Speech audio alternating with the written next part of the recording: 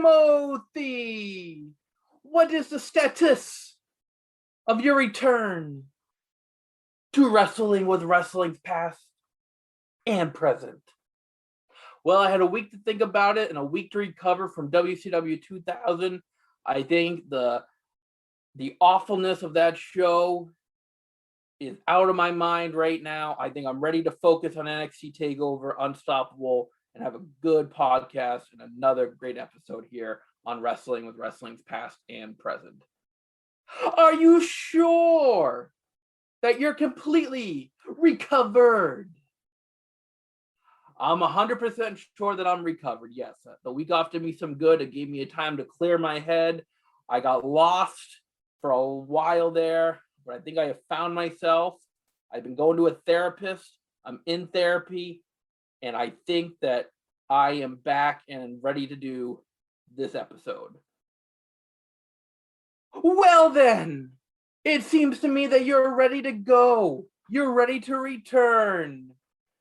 And you know what I have to say about that? Your return is going to be wonderful. This is getting a little weird now. I got to go do my podcast. I'll see you later. Wrestling with wrestling's past and present. How old were you? I was -3. JR is trying to contain Jim Ross. McFlurry, It's Mick Foley. Do you see any of the aggro crag? Was any of that left over? No, unfortunately not. No? I'm taking some of that home. Definitely not is the barn burner that Lee Cassidy and Tiger Ellis thing was, but we'll leave that there. We digress. God, I hope that storyline ends soon. And 6 to 8 weeks later, they mail you a freaking magnet. Yep. You may know him as the Red Rooster. Is it still real to me? Damn it! He kept making out with his wife. It was weird. So then, I'm waiting for them to put the Selena Vega on a pole match. And I mean, Big E's got Whale performing in his entrance, so I feel like Wale. they would. Wale. I don't listen to. Okay, well, I don't listen to him, so I apologize to Wale. This is in the mail, my good sir. Oh, it wasn't. Oh. I feel like Vince is just gonna have them team together and be like, have them called Woo Bro. Like they're just gonna be the Woo Bros. Like, anyway. Giving us a reason to come here and listen to ourselves talk. Absolutely, And then you can listen to us too.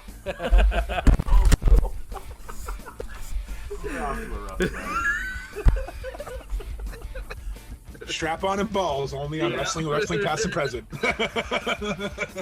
This is Gangrel, the Vampire Warrior, and you're listening to Wrestling where wrestling's past and present. This is Wrestling with Wrestling's Past and Present. I'm Tim Kirk. I'm Roland Fulis. And I'm Mongo. Welcome back, Tim. Thank you. Did you miss me? Yeah, Clearly.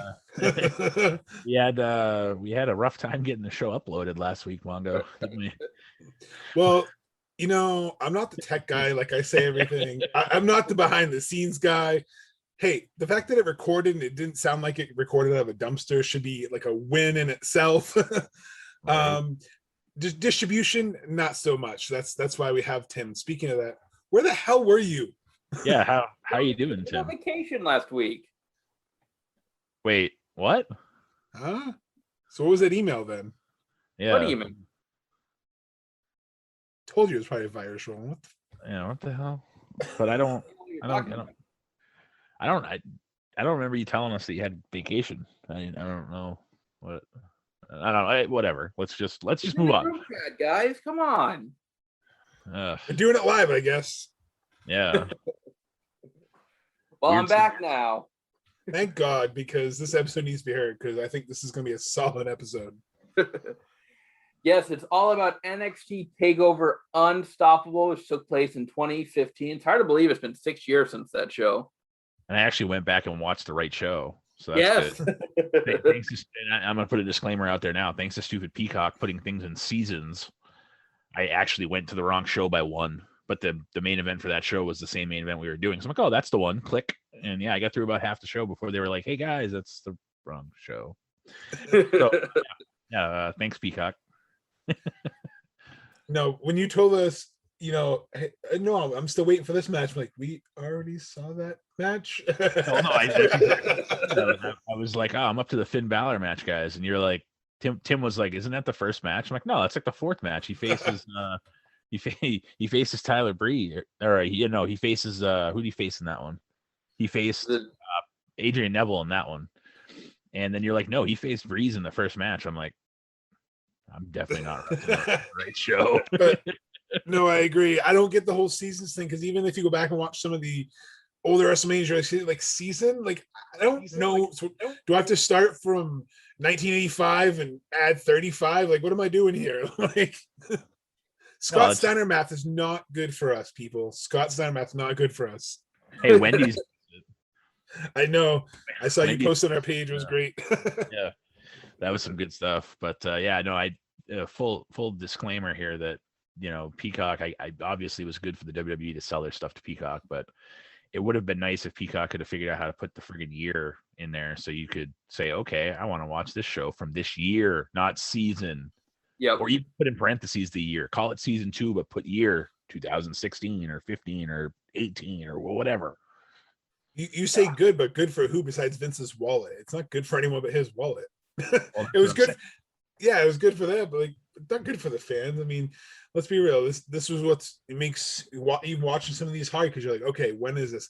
All right, let me scroll through and read each card. So you pretty much have to be an expert in the show. So it's not really user friendly. And hopefully they say by August, but we'll see, because they also said it'll be seamless on the Switch, and that was a lie. I was kind of hoping that when you clicked on WWE for Peacock, it would go almost to exactly what the network was. Like, why couldn't they just like acquire the network and drop the whole network into Peacock and call it good? Like, why did they have to change it to their interface and their like? I don't know. It is what it is, I guess. that's saying something too, because the WWE network wasn't exactly the most user friendly thing either. But not after they updated it a couple years ago. It was all right in the beginning, but then they did that update and it sucked. Dude, you want to talk about not user friendly? I mean, we watched a couple of Impact pay-per-views. That Impact, oh, yeah, that one might be worse than Peacock. It's close. Yeah, I agree. Like when you go to the pay-per-view and you pick the year, it starts off with the January pay-per-view. And it doesn't even give you the option until it starts playing that pay-per-view. No, yeah. Or if you try to watch a certain, Impact show, you're like, oh, I want to watch this. Oh, this year's randomly missing some episodes in between. Oh, now they're back. So I heard it's like a rights issue, but yeah, you're right. The scrolling, it'll just autoplay. So you'll see the same promo package 20 times if you're trying to get to your show. But at least we can watch them somehow. Maybe one day they'll all get together and be like, we need something like YouTube. Let's make it easy. This is the network.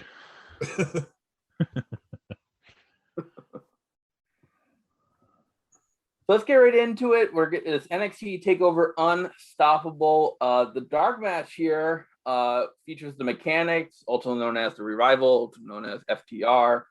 They're going to get a win over the Vaudevillains, which is Aiden English and Simon Gotch. I would have thought this match would have been a pretty decent match. This is kind of early days of Dash Wilder and Scott Dawson. And I'm a big fan of those guys. I mean, they're one of the best tag teams in the world today. So I would have thought this one would have been a pretty good match and a good way to get the crowd, into the main card. Yeah, it's unfortunate that the Revival wasn't on the main card, because I too enjoy the throwback type style. There's not very many people, teams, wrestlers, women superstars that don't use flying moves in their arsenal anymore. And they patent themselves after the Brainbusters, Tully and Arn, and that's who they remind me of. They're a throwback, and it's too bad that more people aren't able to get over and use their moves versus having to do, leg slaps and flying moves, and that move that JR gets pissed off about every time, where everybody's outside the ring and they all gather together and wait for someone to jump off the top rope. Tope suicida. Yeah, like it's cool to see that at least there's somebody out there. Because back in the 90s, early 90s, late 80s, they weren't flying anywhere. We talked about WCW a while back, when at one point when they switched, they made it so you could get disqualified if you jumped off. So like, it's cool to see, because they let their wrestling speak for themselves versus having to do these they're not spot monkeys, I guess. And that's probably going to be a take that people aren't going to like. Some of the wrestling fans out there that like those spots.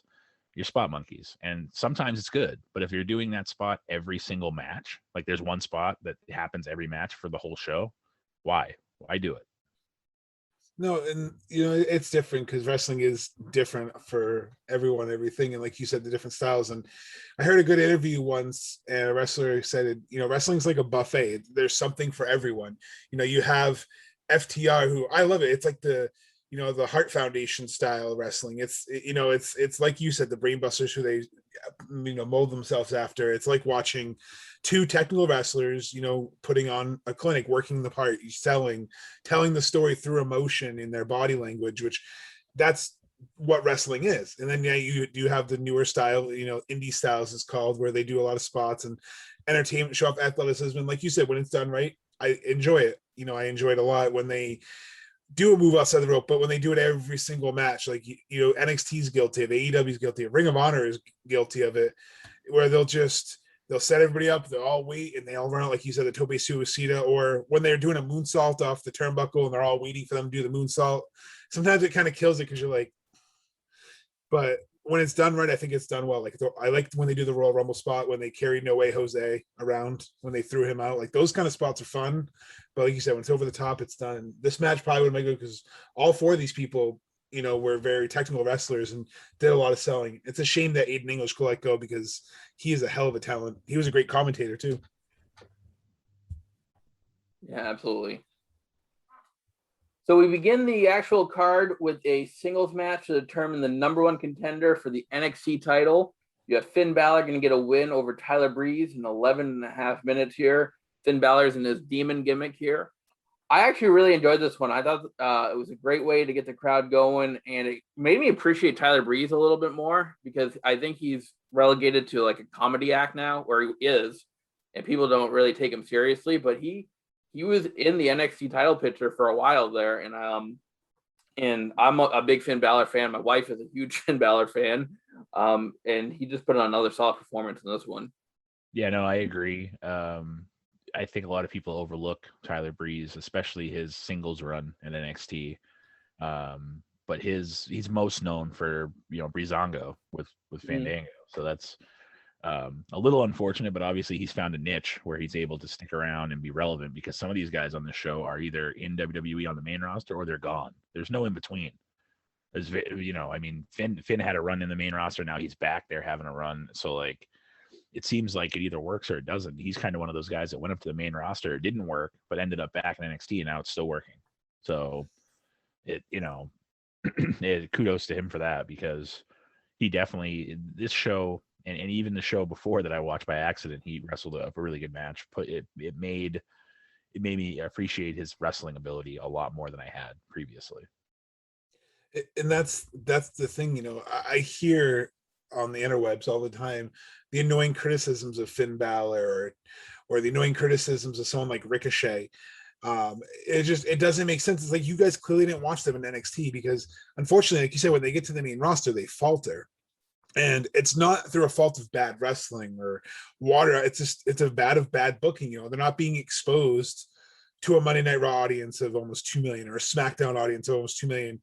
They're being put on main event to an audience of like 3 people and the catering guy. Like it's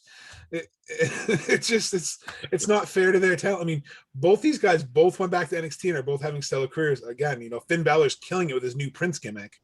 And it was weird to me to see the Demon come out in like an opening match, because he always usually saves those for like main events. And so this was definitely just to kind of get eyes on the special, I think. Spoiler alert, he came out in his Demon gimmick, the one I watched by accident too. But like, no, it was, you guys both said it was a great match, and there were some pretty gnarly spots that even Tyler Breeze did, and I was surprised. But him and Sean Spears own a wrestling school in Florida, which still surprises me, and I guess it's one of the best run schools. Our second match is a tag team match. You have Bayley and Charlotte getting a win over Dana Brooke and Emma in about a little under 7 minutes here. This one was kind of weird for me, just knowing where Bayley and Charlotte are now. It's weird going back, 6 years and seeing that they weren't at the level that they are now. And so this match was just okay for me. I'm not a huge Dana Brooke fan. I do like Emma. I think Neil Dashwood is a really good performer. But it's just, it's weird seeing a face Bailey and a face Charlotte now. Yeah, you're right. You hit the nail on the head there. Plus, it's also weird to think that when Dana Brooke made it to the main roster, she was actually like Charlotte's heavy. So like to think of like where this came from to where it ended up is just, it's weird. Because when Dana first came up, she was doing stuff. She was essentially the goon for Charlotte. So it was just weird. And yeah, the ending was really weird where Charlotte had the figure 8 on, and Dana Brooke got there early or Bailey got there late, one of the other, because Dana Brooke goes and she's doing like a Statue of Liberty getting ready to hit Charlotte in the midsection, and she's standing there for what even the commentators are like, what's going on? And then she like slid under, and then so like and did the Bailey to belly to Dana. But one of the things happened there, it was either she was early or Bailey was late getting there, because Bailey, as she went for the essentially double axe handle to the gut, Bailey should have been sliding under, but there was like a 2-second delay, so it made it look so weird. And like I said, if the commentators had to point it out, it looked weird. Put it that way, because even they're like, what the hell's going on? No, and that is hard. These NXT always puts on great shows, but this was back when they were still somewhat of a developmental. This is when they shifted out of that phase a little bit.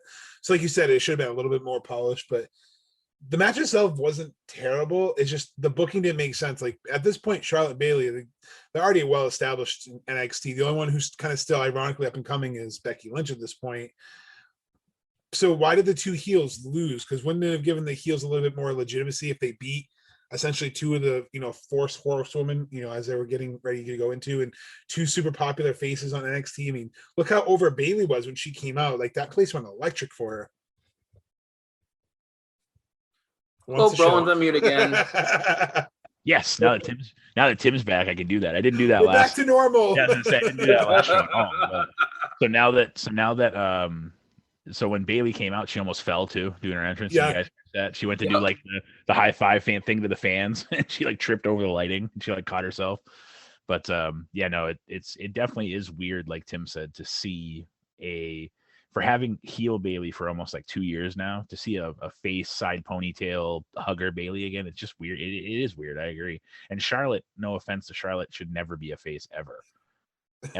Just because of who her dad was. Like, it's so easy, and she's even more arrogant than Rick was. I think that she has more entitlement to her than Rick does. So it makes, I know she works for it, don't get me wrong, but she has that like spoiled brat, like she plays it well.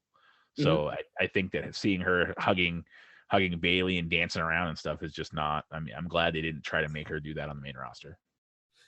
I know she's even doing some promos out there that I'm pretty sure are work. They're selling them like they're a shoot, but there's one out there where she's like, I don't want to be my father. And people are like, oh, but you are, because you're music. I'm like, I think she's working you guys, because the way she put it out there, it doesn't sound, like her. It sounds like her character, like you said, the whole bratty, spoiled gimmick persona. But yeah, seeing her as a face was weird. I'm like, I felt like it should have been like Dana Brooke and Bailey. Like I'm just going back in time, but then again, she was a face in NXT for a while, and it's weird. You're gonna go back when we see some of these again. You're gonna be like, oh, this is still so weird. I do want to just circle back to our first match real quick. There's something I forgot to mention. Did you notice at the end of it, the referee counted to 4? No, Yes. so I no. Go back and watch it. What happened was he was checking the shoulder. Okay. He slid his hand under the shoulder and then counted 3, but the crowd thought him sliding his hand under the shoulder was 1. I did the same thing, because when I watched it, I was like, he just counted to 4. So then I rewound it, and actually it was him checking the shoulder, and then when the shoulder went down, he counted 1, 2, 3. But no, you're 100% right, because I thought the same thing. I thought it too. I'm like, he counted to 4, and because like I said, the crowd thought it was 1 too, because he was like 1, 2, 3. But yeah, no. So apparently the shoulder, if you go back and like I said, I had to rewind it because I'm like, what the hell just happened? So I rewound it and watched it again. And when he went for that baseball slide to get into position, him putting his hand down, he put it under the shoulder. Excuse me, should have muted myself there. But he put his hand under the shoulder and then counted 1, 2, 3. So it looked like it was 4. But yeah, good point on that, Tim. I forgot that too. So yeah. So next up is Baron Corbin getting a win over Rhino in 7 minutes and 15 seconds. Rhino went back to NXT to kind of revitalize his career a little bit here. I thought it was an okay match, kind of predictable. If Baron's going to go over here, that's what Rhino's meant to do now. He's going to put the younger rising talent over. I thought it was a solid match though, but it wasn't anything spectacular.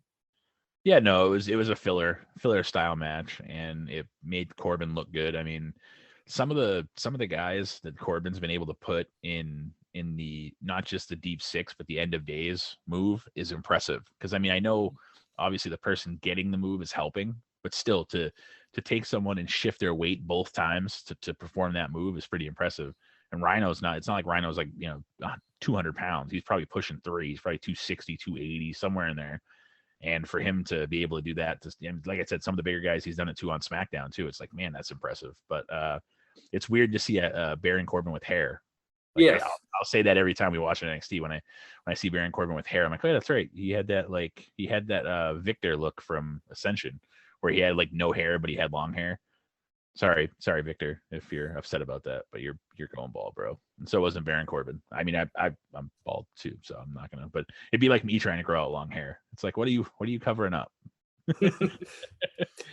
I mean, Tim was talking about Forgettable earlier, and that's kind of how I would say this match was. And it's a shame because I like Rhino, but Baron Corbin, he can work. I'm not gonna take that away. That dude can work. Like you said, he makes that move look flawless, but he needs someone to talk. He needs like a Paul Heyman. He needs someone like that on the mic because his personality is just he tries too hard to be a dick.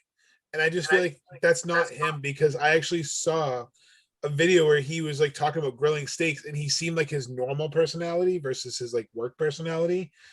And like that character seems a lot more likable than your like King Corbin crap that you're doing. Like, I know it's probably bad booking, but maybe get him a manager if you want to try to make him a heel. So he's just like the silent assassin kind of thing.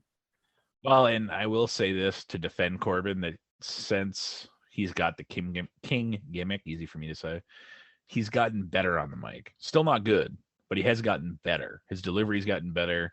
But yeah, like you said, if he had a mouthpiece, it would make a big difference, I think. Next up is the NXT Tag Team Title match. Why are we smiling? I said, speaking of mouthpiece. We have Blake and Murphy getting a win over Colin Cassidy and Enzo Amore, or Big Cass and Enzo, in about just under 9 minutes. Crowd solidly behind Enzo and Cass here. This match was okay. I don't really remember a whole lot about it, to be honest with you guys. Obviously, Alexa Bliss got involved, Carmella got involved, little shenanigans there, which caused Blake and Murphy to get the win and retain their titles. Yeah, I mean, let's just talk about that for a minute. How over Big Cass and Enzo were, and how over their shtick was.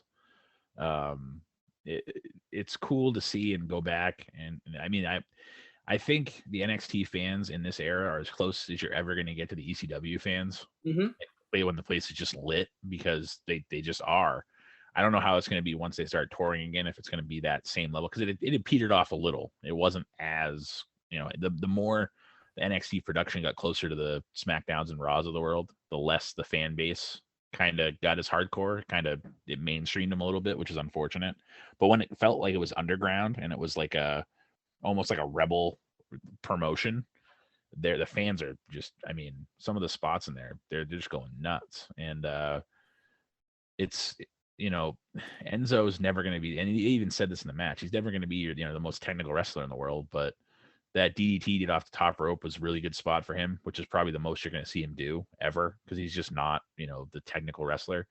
And let's just give, Big Cass a shout out for returning to wrestling, getting himself right. I mean, there was a video clip, I think Diamond Dallas Page shared it, and he was pretty messed up for a long time from what he his own account. He was battling anxiety and depression and stuff like that. And so kudos to him for going, he's back as W. Morrissey in Impact.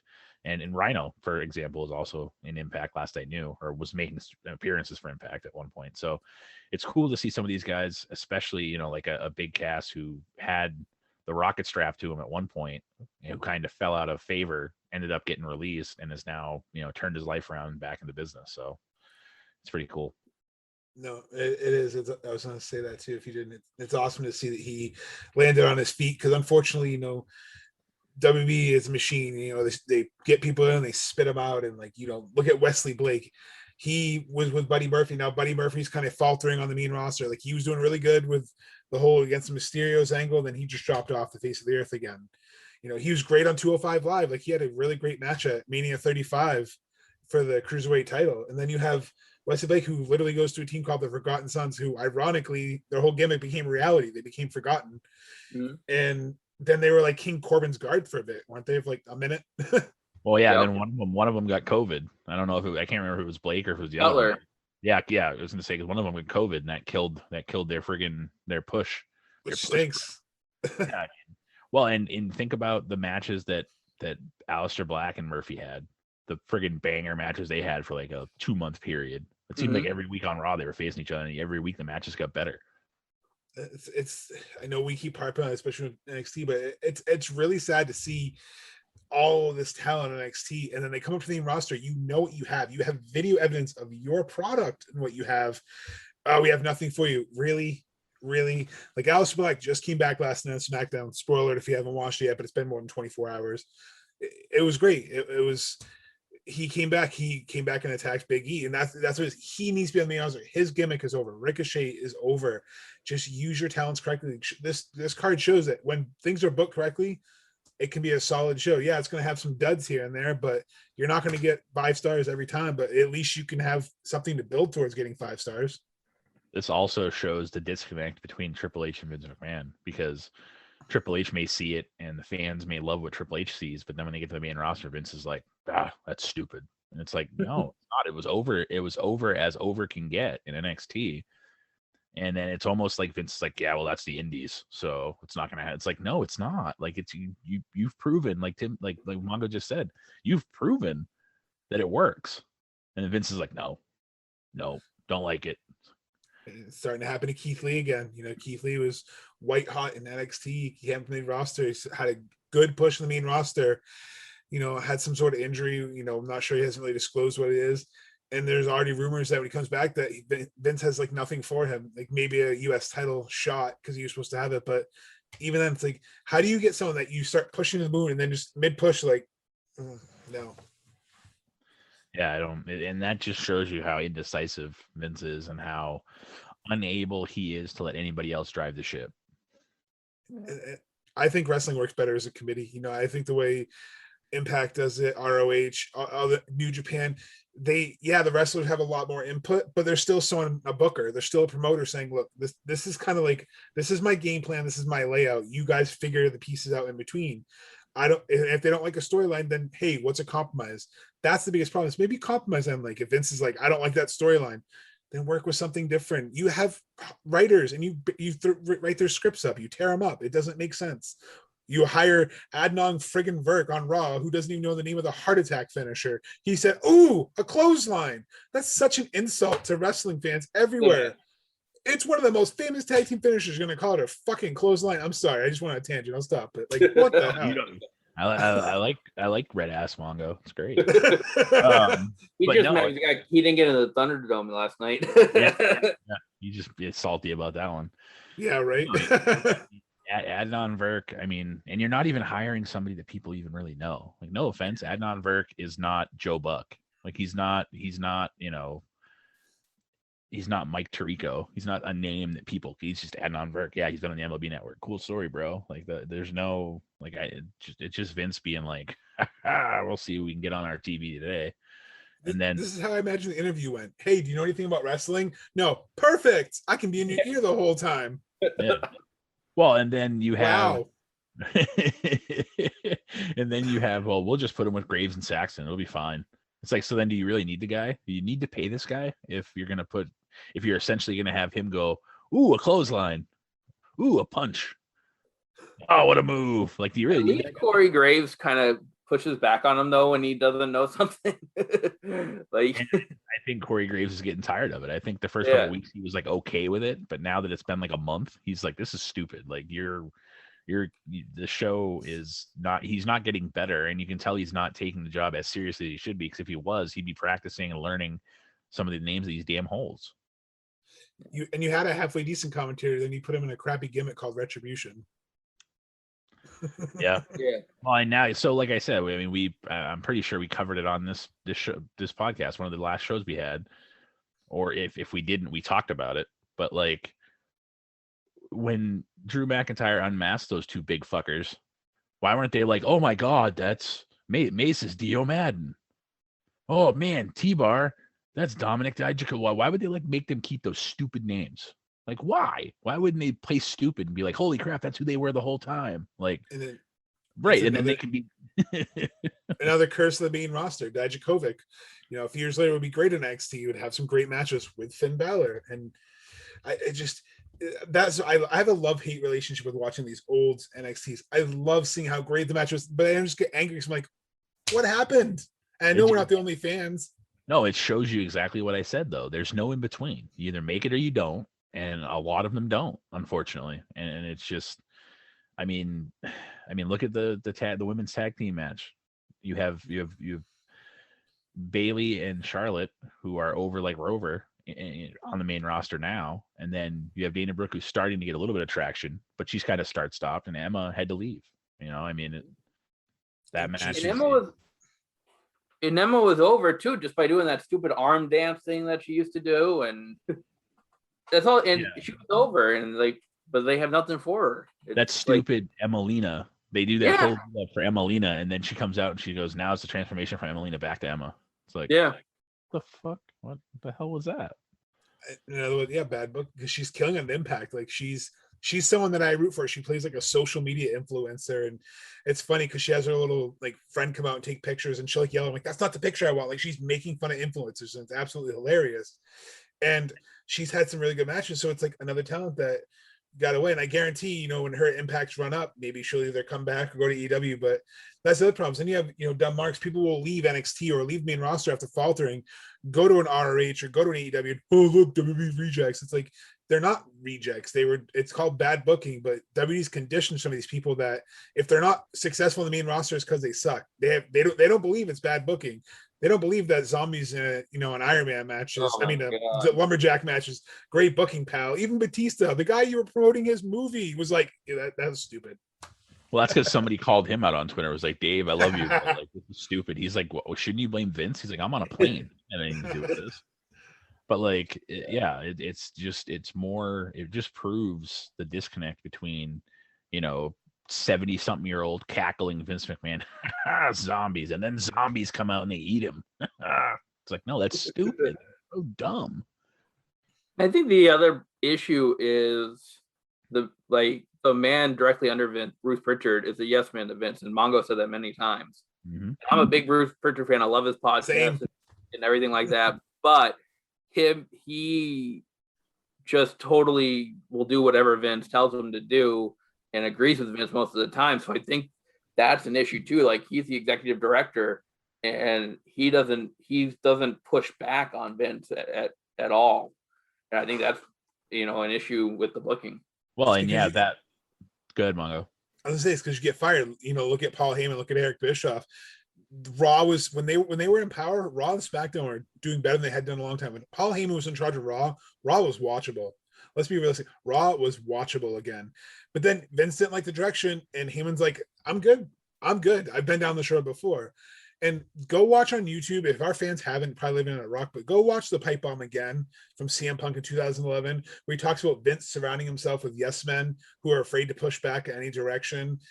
It's still relevant 10 years later. And it's like, it's just in cycles. And that's what bothers us, because Vince always talks about how, we listen to the fans, we make movies. We want to listen to the fans. We want our input.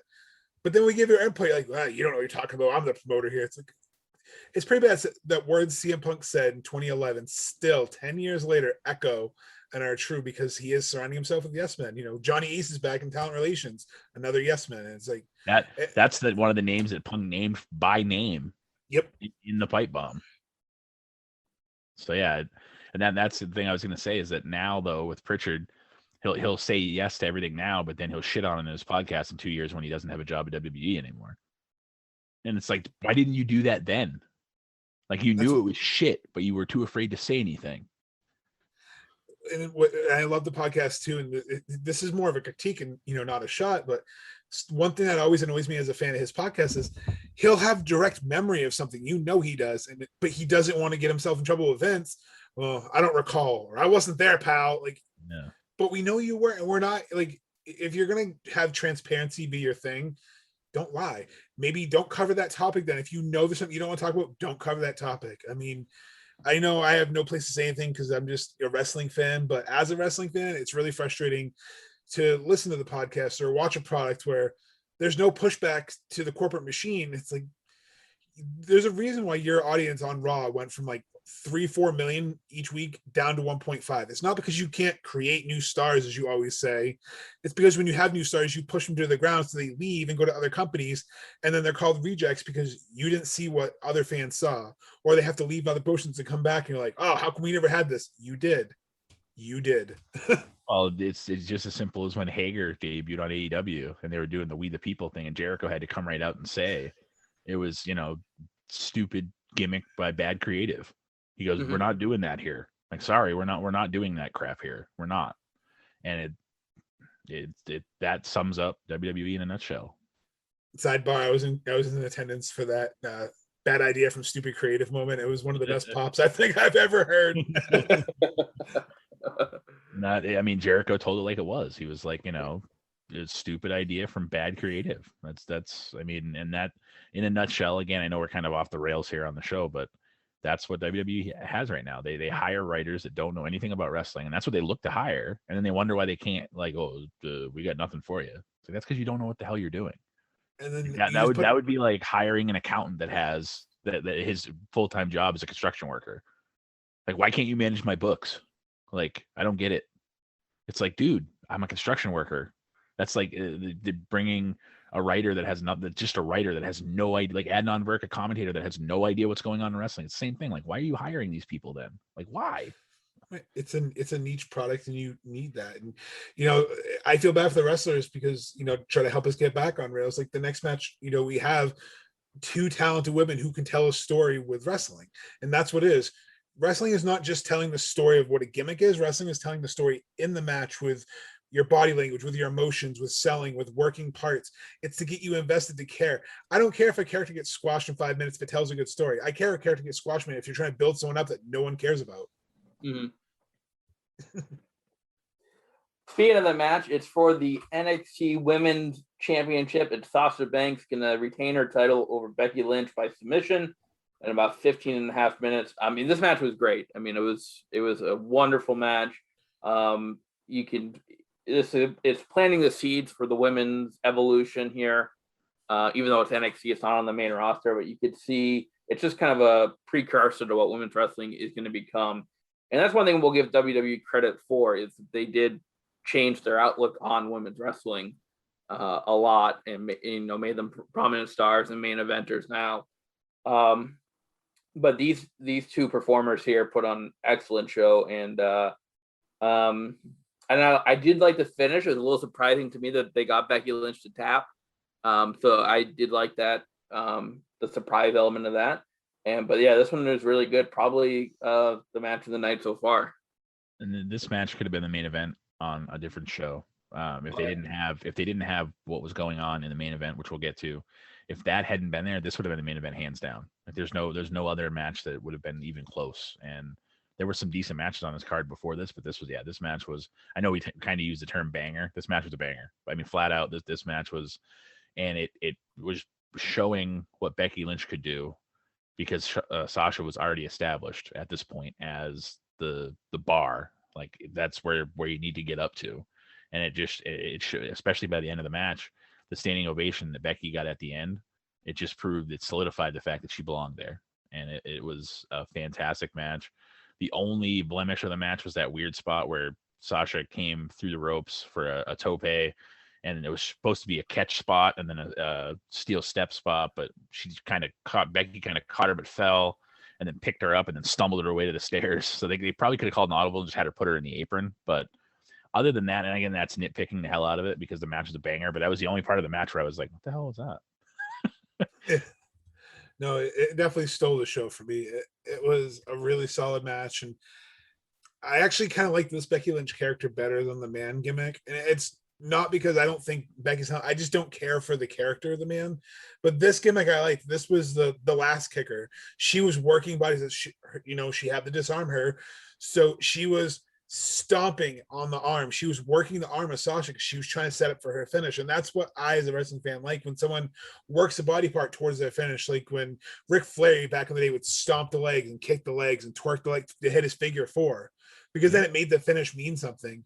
Sasha Banks was working the hell out of this match. Like, this was when Sasha Banks, I think, was like top of the top. And this shows that they have some talented women. They need to use them right, because there was 4 women on this card, the 4 horsewomen.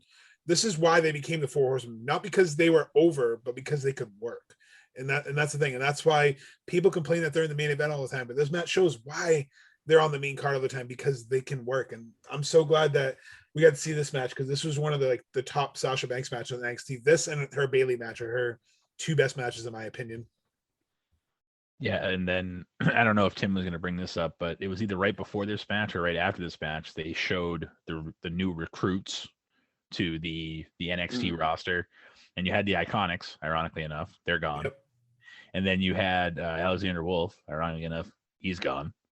I can't remember who was in the middle, but on the end was Apollo Crews. And the fans, this proves that the fans that were there are diehard fans, because they were hard over for Uhaa Nation, which was what his gimmick was before he came to NXT. And even he was giggling about it, because he was like, wow, these guys know me. Like, this is awesome. And it was a cool spot, because even he was just like taken back by the fact they were chanting for him for the Uhaa Nation, which was it was just a cool thing. I wanted to throw that in there. So we have made it to our main event, which is the match for the NXT Championship. It's Kevin Owens and Sami Zayn here. This is also right around the story, or the time where he's in the feud with John Cena. This is right before Elimination Chamber, which we covered that match on our anniversary show. So he's kind of feuding with Cena and Sami Zayn here. They're playing up Sami Zayn's shoulder injury. Sami Zayn recently made an appearance on Raw to answer John Cena's U.S. Open challenge. And he got hurt there, but Kevin Owens wants to take credit for the injury. The match is going to end in a no contest, where Sami Zayn gets hurt after a pop-up powerbomb to the apron. And Kevin Owens keeps going at it. And then we see the debuting Samoa Joe in NXT to come out and confront Kevin Owens here. That's kind of the rundown of the match. I thought the match itself was really good. I mean, I'm always going to like a Kevin Owens match. That's just me.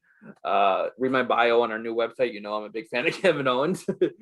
And Sami Zayn can work. I don't like his gimmick now. I like this version of Sami Zayn better. But yeah, I thought it was a pretty solid and a good way to end the show. If you're going to have a finish like this, you have to have something with it. Yeah, to distract from it, something with it to add to the lackluster finish. And I think the debut of Samoa Joe did that. Yeah, no, I agree. I think that storyline wise and emotion wise, this was one of the best things I've seen in a long time. And you can say all you want about Owens and Zayn fighting each other. It seems like once a year, at least, having a program once a year with each other, because that's the way it goes. But they're 2 really good friends, and they gel really well and have great chemistry. So if you can lead a horse to water once a year and get something out of it, so be it. Because it's ironic in a way that people also crap on the creative, and we do the same thing. But then to think of the chemistry those 2 guys have, why would you not put them together? Like, this just proves to you what they can do. And I'm not a big fan of the hobo living under a bridge in a van Sami Zayn either. I think that his conspiracy gimmick is, I get it, it's a gimmick, whatever, but this having Samoa Joe come out to save the show, because let's be honest, after following Sasha and Becky, had the match ended the way that it did, people probably would have been pissed, because it was a good story, and it showed that, and Regal got involved. That was pretty cool. Regal gouging at the nose, and Owens headbutts him out of the ring. But if it had ended that way, people probably have been like, man, what the hell? But then, Owens gets the chair and gets ready to start wailing on Sammy, and Joe's music hits, and Kevin Owens shits a brick, and it made the show end on a good note, because if they didn't do it that way, I think people would have been a little bit upset, because it wasn't much of a match really. It was, I mean, how long did they actually wrestle for? 13 minutes. 5-6 minutes. I mean, the actual match, wrestling wise, there was a lot of outside the ring where there was nobody doing anything. I mean, the match was still going technically, I think, when they were checking on him. Like, I don't know when they actually called the match, but the match itself wasn't very long. So it was a good way to end the show, a good way to make sure that the fans went home happy, because they were excited to see Joe. No, it makes sense too, because like Tim said, Zayn had gotten hurt in his John Cena, open challenge, and was working hurt, and this was where they could write him off, because he'd be out for a while after this. So I think this was good because it helps Kevin get that nuclear heel heat. Like, I love Kevin Owens. I'm also a huge Kevin Owens mark as well. And this was like vintage. This is the Kevin Owens heel I miss, where he just brutalized Sami Zayn, like you said, for like 5-6 minutes, to the point where they had to kind of stop a few times, keep checking, because that was the whole point. He was like, I'm going to put you out of action. I did it once, I'll do it again. So I like that they use that same spot with the apron again to kind of say, I'm done with you, kind of like they did the last match. Like, I'm done with you. I hurt you again. You're done. I'm the champ. You're not taking this from me. And then to see Samoa Joe just come out white hot, because he just had his great indie run, white hot. He comes out, and then another one they falter with, because Samoa Joe had a killer NXT run for those few years in NXT, and just seeing these two face off, knowing what the future holds, or even back then, okay, I can't wait to see this match, set the fans so happy. You're right, because if they hadn't, it would have been a what the hell ending is this? Well, and like you said, Samoa Joe's one of those guys that's believable enough. He could have beat Brock Lesnar. Mm-hmm. Like, he's one of those guys that you could believe him, and I mean, he had the chance against him, and it didn't matter. But it's like you said, he was. How else do you have somebody that's that hot in NXT come into Raw or SmackDown, wherever they go, he, she, whoever it is, and how do you miss on 9 out of 10 people? You hit on 1 and miss on 9. Like, how you're batting 100? You should not even be playing baseball at this point. Like that. To use the analogy, like, that's horrible. Like, you have these guys that are over can be, and then they miss on literally 9 out of 10. So because I'm a psychopath, I sat down one night out of curiosity and kind of like wrote down names from like 2014 2021 of like who they've called up. And also, since I'm a statistics nerd, it's something like 25% you can consider successful. So out of like the 200 plus names that were on that list, barely over 30. I'm like, are you joking? Like, how do you have that many call-ups? And these call-ups aren't because they wanted to go to the main roster, probably. It's because they were told they were ready to go to the main roster. And you just swing and a miss. And you can't get more than that. Like, you can't reshuffle your brand. Like, it really bothers me. I know not to go back on it, but Vince literally had a conference call this week or last week where he says, we can't get new talent over, like they say every week. Like, we don't have the Brock Lesnar's. You don't use them. And you keep calling all this talent up, and they're like, I have no idea what to do with you. Then why'd you call them up? We talk with NXT. There's reasons why people go back. There's reasons why they don't want to leave NXT. And honestly, Kevin Owens was another one that he's kind of having such a hot and cold career, and it's a shame because he is so talented. You gave him the Universal strap, and he ran with it. The Festival of Friendship, one of the best storylines in wrestling in a long time. The WrestleMania match wasn't that great, but it wasn't that terrible. They both, and then you put him in nothing feuds. Then you give him the Intercontinental title. He's the face of America. U.S. title, face of America. Great run. Cold start again. You start building him back up, and then he fights Sami Zayn at WrestleMania. Now he's kind of cold starting again. He gets kind of just nothing place. And it's sad because he's so talented. And this match shows when he's a heel, he's savage. Comes out with a John Cena shirt, walking out to the ring, just his mannerisms, him screaming at Sami, the promo they both had before the match. Like, they can work, they can talk. Why aren't you using them to their potential?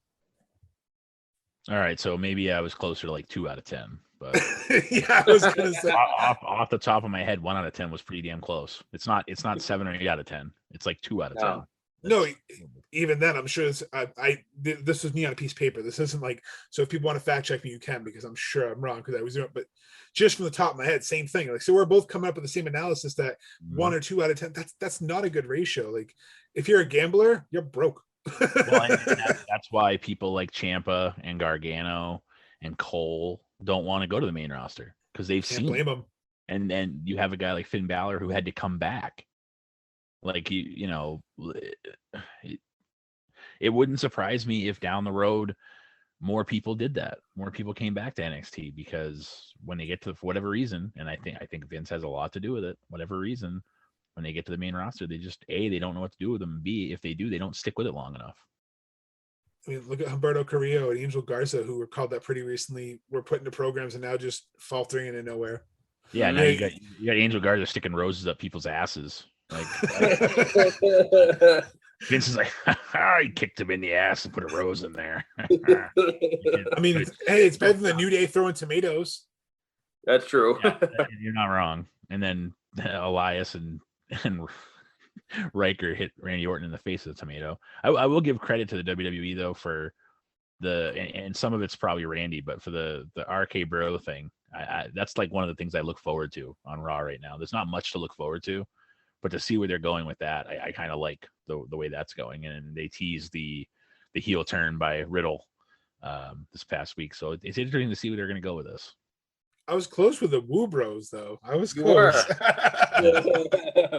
But I mean, at least that way, I think they should be using Randy to get some of these guys over. I mean that Randy should be in the Rhino spot right now. And I know they're totally different guys, but if you're not using Orton to better your product, then what's going to happen when Orton retires? I mean, he's not young anymore. He's not. He should be getting some of these younger guys over, or I'm not going to say super young because Riddle's not like a spring chicken or anything, but the guys that have 5 to 10 more years, but Orton probably has 2 or 3 tops, like main event years left in him. You should be using it to help better the product and get these guys over, so that way when he leaves the business in a better place when he leaves, so it keeps going. Instead, they like feature these older talents and stuff to the point where once they leave, they're like, shit, what do we do now? Like when John Cena left, and I mean, there's rumors he wants to come back to have a final match too. But like, yeah, don't get me wrong, the Bray Wyatt thing at WrestleMania was cool, but look what it didn't do anything for Bray Wyatt. We don't even know where the fucking guy is now. Mm-hmm. Like, so it didn't do any like there. So at least they're making something out of nothing, because obviously they don't want to put Randy back in the title picture that quickly.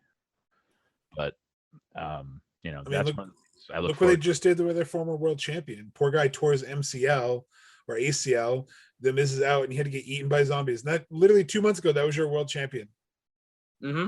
Like, it doesn't make sense. The only thing I'll give him credit for, Lashley's title run is one of the best title runs they've had in a while. Thank God that they didn't take him off of us, because his title run where he's showing why he's the dominating force. He's showing why he's the almighty. He's showing it's good booking. He's just lined him up and knock him down, and it's good because we don't need Drew, and maybe this can actually set up our Brock Lesnar, Bobby. But I don't want it for the title, but I want my Brock Lesnar, Bobby Lashley match. You've been teasing for 17 fucking years. Like, I want this damn match. Well, and that I was just going to point that out. That's one of the rumors going around, that there's a chance that Lesnar might come back for SummerSlam, and it's like, I don't really want Lesnar to come back at all, but if he's going to come back, at least let it be for the match. That's the main reason why Lashley came back. He wanted a match with Lesnar. So, I mean, if it's going to happen, let's get it over with, I guess. It's kind of like Goldberg coming back. And I know Goldberg's not Lesnar, but it's like, I'm sick of these part-timers getting spots. Like, I'm just sick of it. So if you're going to do it, get it over with. Let him go off in the sunset. Like, just pay him for the one, pay him $2 million for the one appearance and get him the fuck out of here. Like, I'm tired of all these people taking money from the and this is a point positive as to what I'm talking about. All these people on the NXT card right now on the show we just watched, all of them that get screwed over for people like Lesnar and Goldberg and all these legacy stars that come back and steal spots. And Shane McMahon's one of them. I like Shane, don't get me wrong, but what does he do 11 months out of the year? Nothing. He shows up on TV and he gets a main event spot against Braun Strowman in WrestleMania. I mean, again, I have no problem with Shane as much because he does do stuff behind the scenes, but still, it's the same thing. Like, I'm so sick and tired of them taking these legacy guys, taking spots away from guys that deserve it. Guys that have been busting their ass for years, guys that are in NXT that get over, and the WWE's like Mongo said about Keith Lee. Oh, we got nothing for you. What do you mean? Like, so you'd rather have Brock Lesnar come in and you mean to tell me Keith Lee and Bobby Lashley wouldn't be a good match? Like, once Lee gets healthy, come on. Like, you have nothing for him. What are you talking about? Right, and the easiest solution to that, you have Lashley fight Lesnar, beat Lesnar, look unstoppable. Okay, he's now the top of the top. He's now the best champion that you've had in a while. And then you have Keith Lee build up to him. Then you have Keith Lee dethrone Bobby Lashley. So Lashley puts over the young guy. The veteran puts over the younger talent. And now Lee is your world champion. And now he's established because he beat the Beast Slayer. So he looks legitimate. That's how you pass the torch. You do a torch patching type of match. But they won't do it because it makes too much sense. Well, and not only that, if Lesnar's going to come back for one payday, he's probably not going to want to lose either. No. Lesnar, he's all about the money and his look, his reputation. You think he's going to come back for a match and lose? He doesn't do that. Like, I mean very rarely does he do it. I am scared because now that they're touring, Lesnar said he wants to come back for crowd. Money in the Bank's coming up soon, guys. I'm kind of scared he's going to come back and make another appearance. Oh God, comes in with Money in the Bank somehow.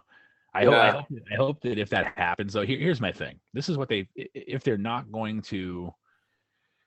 I don't know how they would do it, but if they're not going to have Lashley and Lesnar, you have to have Lesnar and Roman, only because of Paul Heyman. Mm-hmm. You have to, because then you got to make Paul Heyman pick between these two guys. He can't represent them both if they're facing each other. So, like, okay, if they do, this is the only way I would want Brock to come back, is if they do the Lashley match, and then after he loses, he shows up on SmackDown to try to get Paul Heyman back, to pretty much be like, I want my girlfriend back. And I know that's not the analogy, but that, like, he's like the ex-lover trying to come back to get, to me, that's the only thing I think would be a good way to have Lesnar come back, because then you could use him to put Lashley over, and then you could use him in a spot against Roman with Paul Heyman kind of, Judy Bagwell on a forklift kind of thing. Tim, did Rowan just make Paul Heyman Miss Elizabeth? I did. Yes, I did. Oh, man. Only here on Wrestling with Wrestling's Past and Present will you get that take.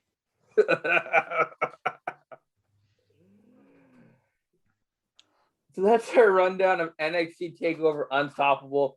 I'm going to probably give this an 8 rating. I thought it was really solid. Match of the night for me was Sasha Banks, Becky Lynch, and then the main event, a solid second, even though it wasn't much of a match, but a segment. It was a solid segment.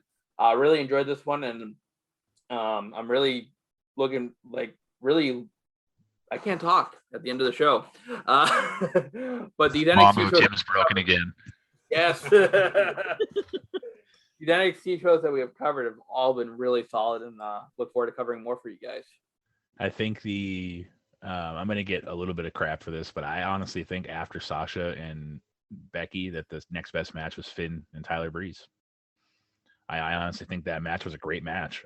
It was a fantastic wrestling match. And then only because the Kevin Owens was more of a storyline thing. It wasn't really a match. So in my opinion, I'm going to say those two were the ones that I would. I mean, obviously, if you're going to watch the second to last match, go ahead and watch the show out. But watch the first match and the last two, and you'll be happy with it. It'll probably take you an hour. And totally, you will not be disappointed at all, I don't think.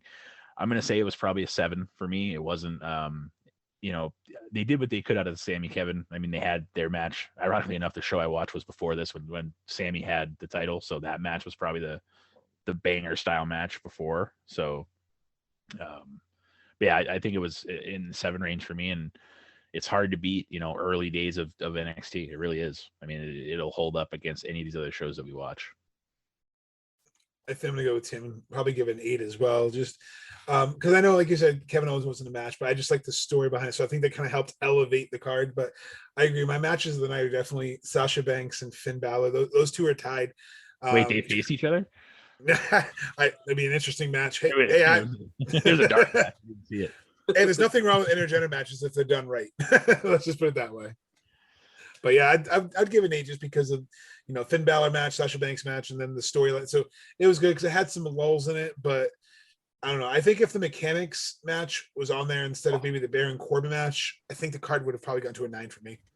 You imagine having FTR take on Murphy and Blake, like for the titles instead of Enzo and Cass? That match would have been great. Yeah, it would have. That would have almost been like the Young Bucks against FTR, essentially, because Blake and Murphy were kind of like those in between flyer kind of guy. Like, they're not super flyers, but they can be. Like that would have been a banger of a match. Yeah, it would have. Absolutely. Coming up for you guys next week, we're going to shift gears to AEW Double or Nothing. We're going to review Double or Nothing 2019, which was kind of the start of AEW as we know it.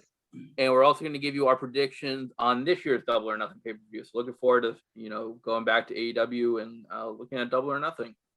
Yeah, that should be fun. Also, before we go, Mongo, did you want to thank some listeners? Did you want to address that a little bit on the air, just to thank everybody?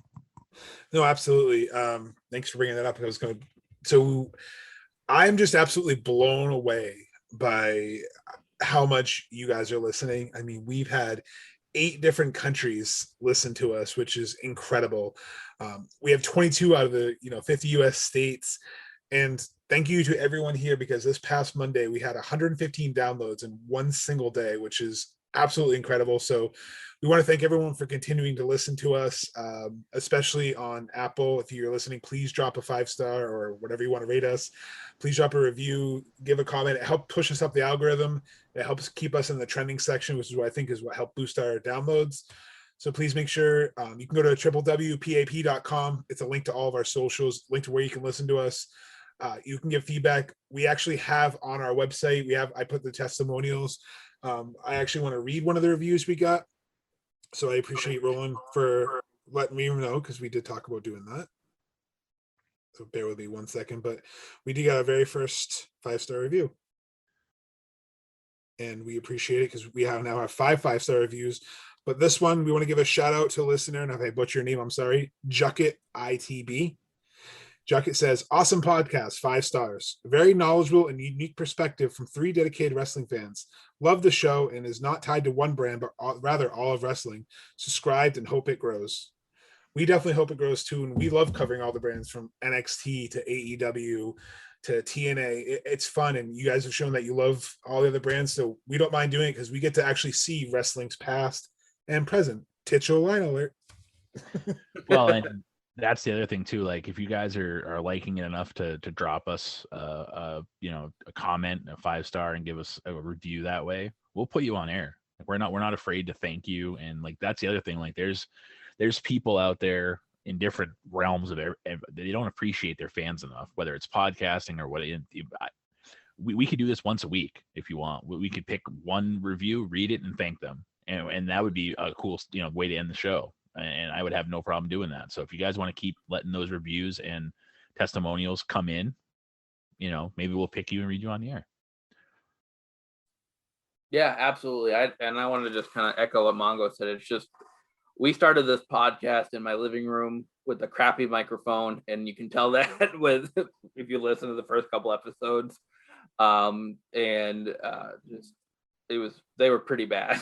And that wasn't the microphone that got knocked over in the clip in the beginning either. No. That was the microphone that got knocked over. But yeah, no, it was we, after that show, was when we decided we had to get another microphone. Yeah. We're like, this is not gonna work. So just to think of where we've grown, and just 3 friends from New Hampshire, talking wrestling, and now we got people in Germany listening, and it's just really cool. Yeah, no, it's amazing to look at that map, and here's hoping the colors keep growing. Hopefully that some of those states and some of the countries fill in, and we keep growing. And obviously, I joked with Tim and Mongo last night on the phone call we had when I found out I watched the wrong show. I joked that it would be cool to eventually do this for a living. Like, how that would be like a dream. I'm not saying we're gonna ever get there, but how cool would that be? Like, and we're definitely trending in the right direction. We're right now. Full disclosure, we're not doing this for any income. We're not out there, but if we ever get to that where we make, even if it's a little bit of money off of this, it would be amazing. And that's not even the end game at all by any means. But if that happens, it's because of you guys. And if we get to the point where we're actually able to have advertisers and stuff like that, like, and again, I'm putting the cart before the horse, but like, if that ever happens, just think of, like Tim said, we're just 3 guys, regular guys from New Hampshire, giving you our takes on wrestling. Yeah. Like you guys said, you guys are the podfathers. You started the show. It's kind of cool. I started as a fan, being your friend, obviously wanted to support you, and coming on as a guest spot, and through other circumstances getting to join the show with you guys. I think we definitely bonded. We already were friends, but we get to shoot the shit and talk about it and record ourselves, and you guys want to hear us. And like, it's weird to me to like, know that our voice has been heard in 8 other countries. Like, that's just weird to me because, being 34 years old, 35 years old, like thinking that you had to be on the radio, and Tim was on the radio. So, I mean, it's probably not weird to him, but to get your voice heard by other people, it's kind of uncanny. But I appreciate every single one. And the more you guys can like and follow and give word of mouth to help us spread, if you want a business card, send us a message on the Facebook page. We'll get you a business card. We have some really cool business cards. Like I said, please go to www.pap.com. That's where you can read all about us. You can see everything. You can listen to the episodes. They live feed right in there every Saturday at 5 p.m. And you can leave us feedback there too. So however, you have multiple ways to contact us, and you can find us by going to the website or following us. And we appreciate it. And everyone who leaves a review, everyone who's left a review, thank you. And we hope to continue. We hope to keep giving you the Dave Meltzers and the 5 stars. I don't want to give you the negative 5 stars. I don't think Tim ever wants to go back to WCW 2000. So talk about negative 5 stars. All right. But yeah, no. And the coolest thing about this is now that it's growing to levels that we never thought it could, it gives us opportunities to do some really cool things. I'm not going to spoil anything because we don't know what's going on yet, but we might have some really cool stuff coming up. Even if we don't, we're still going to have some cool stuff. We might have some extra cool stuff coming up. And hopefully it keeps growing and you guys like it. Yeah, absolutely. So thank you all for listening. Hope you enjoyed today's episode, and tune in next Saturday at 5 for AEW Double or Nothing. Everyone have a great week. Take care. Until next week, I'm Tim Kurt. I'm Roland Fulis. And I'm Mongo. And this is Wrestling with Wrestling's Past and Present. I hope you're all having a nice day.